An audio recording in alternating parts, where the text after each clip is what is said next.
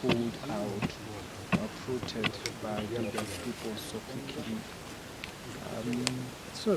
Orukiiko rw'ebyokwerinda rwa disitulikiti ya Kikuube rwatandikaho entebeekanisa ey'okusimba ennyomyo ez'okutaanisa eitaka erya Hoima Sugar Uganda Limited hamwe n'ekibira kya Bugoma Central Forest Reserve.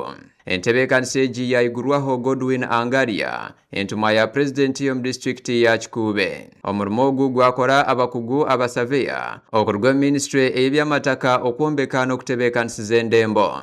Okurugyerwa hari Angalia, abantu bengi nibatahirira ekibira ekya Bugoma Central Forest Reserve obwo barikwekwasa ngu nibahinga ah'itaka erya Hoima Sugar. Nashoborra ngu abahingi nibatahirira ekibira eki ekyari kugira ngu tikiri kirungi. Tutagana ekizibu hanu abantu bandi babaire mbageza kwefoora nti bayina itaka hanu. Omuntu nakugamba wokumusanga mukibira nakugamba ndi muitaka lya Hoima Sugar. Ati itwe nkasekete komiti tukasaro twagamba katuwete minister wa lands aije na basaveya atuyamba okizibu kino. So basaveya batahamuga mbakora mirimu esatu. Mulimo gukubanza gutaga ku installinga pillars za NFA.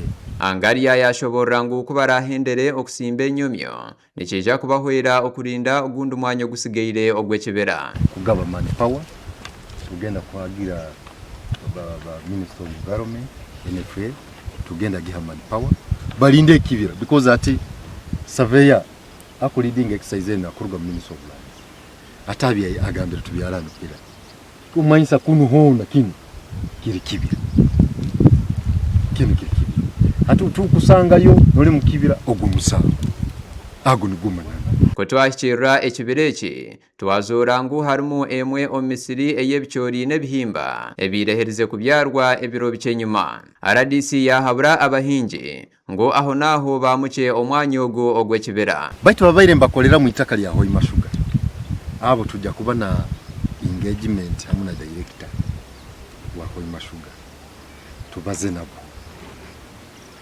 kubaza nabo bonka balinka Hoima Sugar.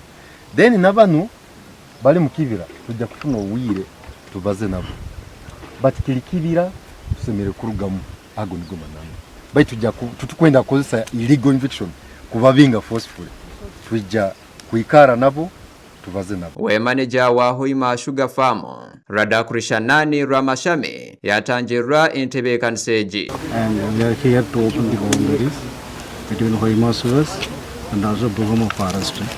Here I thanks to Ministry of Land and also district authorities for doing this exercise. Here we are very happy in opening this boundary. Once again thanks to district authorities and also Ministry of Land. Thanks. Abasaveya babyara n'ennyomyo okworeka ensharosharo ez'ekibira ekya MZD Enterprises hamwe na Bugoma Central Forest Reserve.